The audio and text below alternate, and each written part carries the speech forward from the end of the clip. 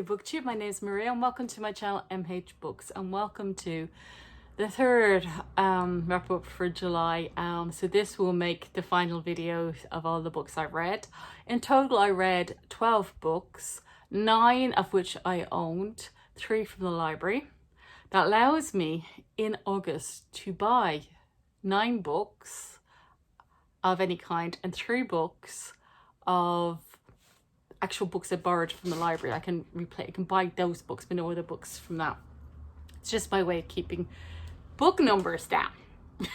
You can't even see the top of that. Can you see the top of that?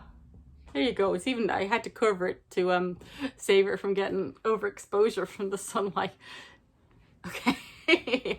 So to try and keep a cap on far too many books, we're doing a restricted thing. So that's the background to that. The first book I'm going to talk about is going to be a literary sort of thriller. There will be 3 horror books. So there'll be that one, Bunny, that one, and that one. And there will be one collection of science fiction short stories. The idea of telling you in advance what I'm talking about is means you can skip if you want to. I'm not putting the timestamps on, but you can skip if you want to, and you can just skip the whole video if there's nothing you want to enjoy. And I'll see you next time. There'll probably be a tag. For those who are still here, hello. It's only me and you now. The Other Black Girl is marketed as a literary thriller social commentary. Let's start the social commentary. Yes, it's a social commentary, a very good one. Takia Dahlia Harris, the author, was working in the publication industry, and she smelled as actually only black female employee there, and she smelled a hair product that's normally used in African natural hair, when you keep your hair natural, when you have African hair. And she got overexcited thinking, oh my god, I'm not going to be the only female, I'm not going to be the only black girl here. There's going to be somebody else. So this is her imagination of what if this story happened and it went horribly wrong. So in this story, the main protagonist is Nella, and Hazel is the new black girl who starts in the office. Introduced in a similar manner, she smells the hair product, and Nella smells her hair product first. And Nella thinks it is just the bee's knees, that there's somebody else who can understand her because she's having problems. There's of the series of microaggressions very well described in this book, so it is a very good social commentary on what it is like to be the only black female office employee in a publication office. Zakia's publisher that she was working for published this book, so well done them, because it's not always complimentary about what it's like to work in that kind of office. The office is populated by people who come from Ivy League schools. And this is interesting too, as readers. These people, are selecting the people that they know to be good, which would be people from other similar backgrounds in Ivy League schools. And they're selecting books that they all like. So it's one section of society's books are being then marketed by the big publication companies to the rest of the States, and then to Europe and the UK, and then Australia, I think, presumably afterwards. And then obviously this happens within the London industry over to the US as well, whichever way they're going. And how the selective pool is limiting what we read, and it is interesting to us as readers. So I think that bit is the social commentary is spot on. Now, there comes the conflict between Nella and Hazel. So Hazel, the new girl, has a different strategy for dealing with the prejudice in the office. There are 2 ways of doing things.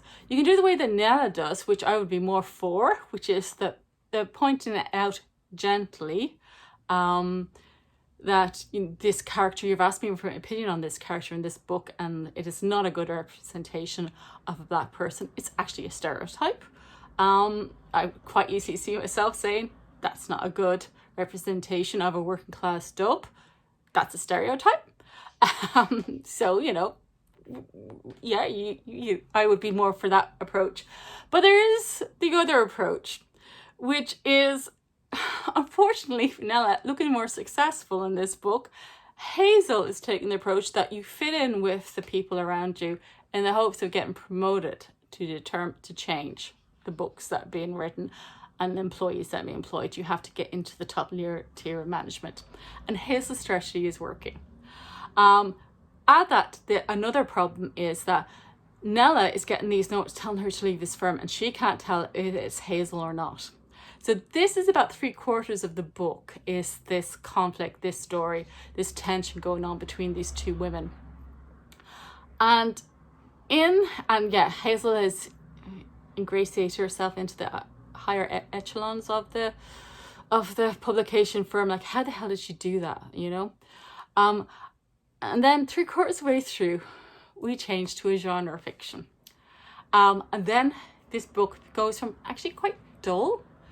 I mean, it was interesting as a social commentary, but the actual story narrative, dull. To a page turner, an absolute, what the hell? And you finished it in one sitting. It's like, you know, a page turner, you have to find out what happens. Love the ending. Problem is the genre. I deliberately put this book in with loads of genre fiction to say that I read a lot of genre fiction. So if you read this, please comment. I didn't buy into the genre bit of it. I could not suspend my disbelief. It just didn't ring realistic to me. I don't know, did it occur too quickly? Did I not have enough space? It has been hinted and indicated. I actually heard an interview with Zakiya and Daya Harris, and she was being interviewed by Graham Norton on the Graham Norton Book Club. You heard it too? Oh, excellent. And they hinted what this genre was, and now I'm gonna go, that's what they were saying. There's a way of knowing what the genre is and what the book is about from the very beginning. But I didn't quite buy into it, so I'm not keeping this book, even though I pre-ordered it and it cost me 18 euros. It is going back into the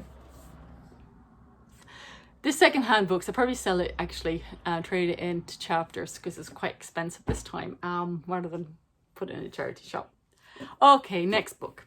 Bunny, it must be bunnies, from Giles, Buffy the Vampire Slayer. So this book is by Mona Awad. This is classed as horror, and it is horrific, all right. It's very well written, to be honest. It is. I do think, and I approve of the writing. I think Mona Awad must be writing maybe from experience. I didn't look it up, but I'm guessing she did. Her character Samantha is in a master's course, writing course. I don't know the name of it. I'm sure the people who are into creative writing do. And she's in this workshop with 4 other women, but we're not going to call them women. We're going to call them girls, and we're not even going to call them girls. We're going to call them bunnies, because they call each other bunnies. They call each other bunny. One of them, I mean, Samantha describes them from the way that they dress, and so one of them looks like it's so sweet. She looks like a cupcake, and so Samantha said she calls her Cupcake. And there's another one like who dresses with pearls and acts like a duchess, so she's called Duchess. So these are these ultra sweet girls, and they're in these creative writing workshops. Now, I've done a few creative writing workshops, done nothing else. You know, no proper 3rd level education in creative writing at all, but I have done some workshops and groups for people, and on a very amateurish level. And yeah, you support each other in these workshops, you know, whether you are in a friendship clique or not. These girls don't do that. They are, they don't get it, Samantha. I don't get what you're talking about, Samantha. It's very dark, Samantha, because Samantha is dark. She likes gothic fiction, She's goth as a friend and a poet as a friend in this book, okay? So she comes from, and a very poor, she's very, very low on funds. She does have some of the background of these other girls, but these other girls are super rich and are flying away home for the holidays. And yeah, ultimate, I can't even think of the things, but they're just so sweet, so rich. But one day, after a year of this, so she has 2 years of this master's course, a year of this, they invite her into one of their parties. She has a chance to join their clique. But to join their clique, she has to abandon all her friends that she has at the moment. And this book is about the creative process. Remember, these are creative writing students who are creating pieces of fiction, who are overthinking it all the time. Samantha especially is overthinking everything she does. And these girls are sweetie, but overthinking everything they do because they're all creating something. They're all creating this creative writing, but it's also a horror novel and they're creating something else. Everybody's creating this other thing. These girls are creating something. And Samantha has the chance to create with them. And this is where it all goes wrong. And I can't tell you much more than that, except, we're not giving away what the story is about. But it's about the creation of this thing. So if you think of, I don't know, I've not even read Frankenstein, but the idea of if you create something, would you recognize it, first of all? And if you recognize it, what would it be like if you could actually create from your whole heart and your soul, from what you are? What would your creation really be like? I mean, if you're an artist, you see the painting, that you're a painting artist, whatever, or you're an author, you write the book. What if the characters came to life? What would they really be like? What's really there in your soul? This is what this exploration is. I do allow myself to buy these books. I'm not sure will I buy Bunny because I've read it from the library, and would I actually buy it? You can see the light on it because it's a library copy.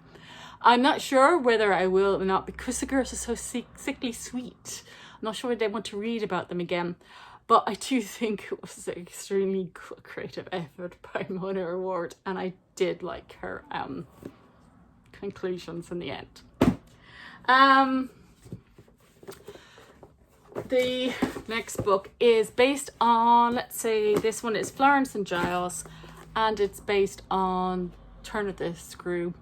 So in Turn of the Screw would be Flora and Miles, and it's basically the same story set in the States, more or less the same era, told in this case from Florence's perspective. So if you've read Turn of the Screw, it's a story told by Henry James about a governess who comes into a Gothic house, and she's looking after a girl called Flora and a boy called Miles, and she thinks that they've been corrupted by spirits. And the question is the governess gone, Lula? Or, or is, in fact, these children, have they been corrupted? Or does the governance really need to save them or not? Okay. So, it's based on the unreliable narrator perspective kind of thing. And this retelling, John Harding has chosen to make Florence, who would be the equivalent of Flora, the storyteller. Florence has been not allowed to learn to read or write, so she's self-taught herself to read and write, and she tells us this story in her own language. Now this is the bit that I want to say, I'm not totally enamored with this. She has her own secret language, and I'm not sure I like it. She turns nouns into verbs. So this is just a quote, so I printed off a little quote for us. So this is her description of where she reads, because she's not allowed to learn to read and write. So she taught herself, this is the description of where she is. So no maid ever ventures here. The floors are left unbroomed. For unfootfold as they are, what would be the point? The shelves go unfingerprinted. The wheel bladders to the upper ones unmoved. The books upon them yearning for an opening. The whole place a clustery of disregard. So that's the way that she writes in the secret language. So this is what I don't like about this book. I don't normally start with what I don't like about the book, but the hell of it. Let's turn it on its head. Flora spoke funnily in Turn of the Screw, and I thought that was the point. And I thought I was going to get on okay with this when I started with this language. Wasn't for me though. So this it wasn't for me. Eventually I was just like, why does this girl not invent a better secret language? Better than that, please. Or, just write properly, because I don't see the point to this. It's not that much of a secret that writing in these words. Why would you turn nouns into verbs? That's just silly. But she's self-taught, but no, I didn't. It just doesn't. I just cannot make sense of her language. But otherwise, the novel is good. It is told from her perspective. She starts off in the book, and the first governess has died mysteriously, as happens in Turn of the Screw, and the new governess is introduced. The new governess is there to teach Giles only because Florence is not supposed to be able to read and write. The new governess, you as an adult know who she is, but Florence never works it out. Again, super genius, didn't work out who it was. And well, she's very smart, but she just doesn't seem to work out who the actual new governess actually is. But the new governess is obsessed with Giles, as happens in Turn of the Screw, but for different reasons. And she is considered a danger by Florence. Now, this is where we have our two little split perspectives. As the adults, we know why the governess is a danger to Giles. She really is dangerous for Giles, and what the danger is. Florence, on the other hand, decides she's a witch and she can see her through all the paintings. Now, maybe that's me just dismissing a genre I love and not taking the horror thing as true, but in my head, it was always, okay, the governess is a danger, and it's just as well Florence is pursuing it, because she does, and Giles is in a lot of trouble. So it twists and it turns from there, and it does have the Turn of the Screw. It does have its little twisty bit at the ending, which is good. It's gothic-y. It has everything that most people will want. I just have a particular problem with the language in this one. And yeah, I did notice that some of the reviews saying that you don't know where it's going to go and how it's going to end. And I'm kind of going, yeah, if you read Turn of the Screw, you know where this is going to end. There's only one place it always ends. It's never good when a ghost haunt a house, ever. Also, not unless it's Casper the Friendly Ghost. The next one is classed as literary horror. And I think I dismissed this last time I talked about it as not being literary horror. I think I'm going to change my mind. I was reading a review of this one, and the reviewer was showing how it compared very well to William Faulkner and Cormac McCarthy. Now, I have not read Cormac McCarthy, but I read my first William Faulkner now, and I'm kind of going, oh yeah, it does. It actually does have some of the language of Southern literature from the States. So this is The Reapers Are Angels, Alden Bell. The thing about this one, this is the zombie apocalypse one. So yeah, you can see how literary fiction and zombie apocalypse normally go together. But this is recommended as soon as you start reading this. Both Goodreads and other social media platforms start to recommend Zone 1 from Colson Whitehead, which I did know was considered a literary zombie apocalypse book too. So I haven't read it, but I must do after reading this one, because this one is probably going to make one of my favourite horror books of the year. So it's 25 years after the zombie apocalypse. A 15-year-old girl called Temple, who is the ultimate hero, but with the background all heroes have. There's a tragic backstory there. But she sees the world in this unique perspective. She sees the world in the apocalypse as beautiful. Zombies as just being part of nature almost, and the world being beautiful. So, and the reason people love this book is because of its prose. So I'm going to deliberately take 112 because of a particular booktuber, but I have to start a little bit because it cuts off in the middle of a sentence. So I'm just going to read a couple of sentences. So you have to see me over my glasses, sorry. So feeding like God at supper in the sky, horizons pink and blue, a frontier blasted through with breath and industry, like God himself could suffocate on the beauty of this place, could curl up and die at beholding his own creation, all the razor reds of the west, and the broke down south, always on a lean, elegant like, the coyote howl and the cannibal kudzu, and the dusty windows that ain't seen a rag of cleaning since, hey James, where'd you go? She realizes she hasn't said anything for a long time. There are some things she doesn't like to think about because thinking about them takes up every part of her mind and body. I kind of screwed up there, but never mind. It's so it's about the prose in this is amazing. The characterization of Temple, who meets, she calls him Phoebus is the term in Faulkner now. She calls him something else. He's extremely, from the description, probably extremely Down syndrome. This guy called Maury, who is completely unable to look after himself. She calls him a dummy because he can't speak either. And she looks after him, and she's chased by a man because she killed his brother. And she is the hero of this novel. Completely and utterly the hero of this universe. But in a realistic manner. And in quite a beautifully portrayed manner.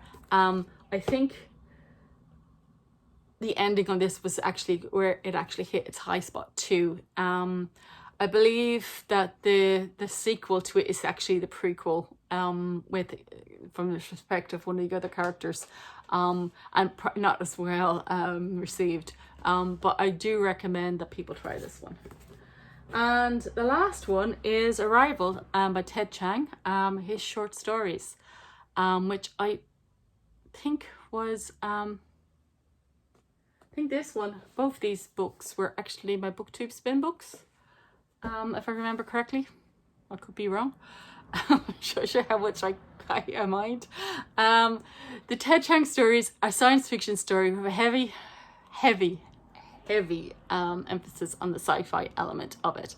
There's an awful lot of linguistics, scientific principles involved, and there's a story of mathematics, where actually I was tired and I realised I was reading the mathematics bits of the story and skipping actually what was happening to the characters.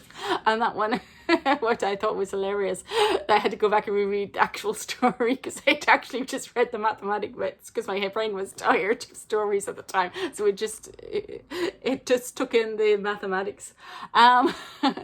There's also references to biblical stories and Christian faith and Jewish faith, because there's basically golems in this, where you can put the writings into clay objects and animate them into automatons, into sort of robotic things, and it's based on the kind of alternative Victorian era, and these automatons can do basic tasks, so and it's industrialists versus the Kabbalists, the people who believe in the religion bit. There's this thing where, what if you could, actually see heaven and hell, and angels actually visited, and then it's the Tower of Babel, the biblical story, and what would that be if that was true? There's also a fundamental belief system in that mathematics story, what if mathematics was proven not to be true and you were a mathematician? I mean, mathematics, you have to know, is the only thing, because I was a scientist, but science is never 100% true. The only thing we ever told was 100% true was maths. What is maths? Was told, we found out maths actually wasn't true. The 1 and 1 is not necessarily 2. That is just something we always believed, but it's not actually real. There's creations of how you talk to aliens. If the alien doesn't think in a linear form, what if they think outside of lines, outside of A goes to B, goes to C? What if they think non-linearly and you learn their language? What if you think outside of the normal time sequence? How does that affect your thinking? Can you think outside of normal time when A happens to B? But can you actually see that C is a result of A before B ever happened? And yeah, so I mean, a very strong collection of tales. I've been told that if I like this, I like Ted Chiang's the Glass Paper Menagerie. So I think I'll be picking up that pretty soon. It's on the bookshelf somewhere, but I think it's gotten pushed behind one of the bag things of books. Okay, it's 26 minutes. This is far long enough for a wrap up. I hope whatever you're reading that you're enjoying it.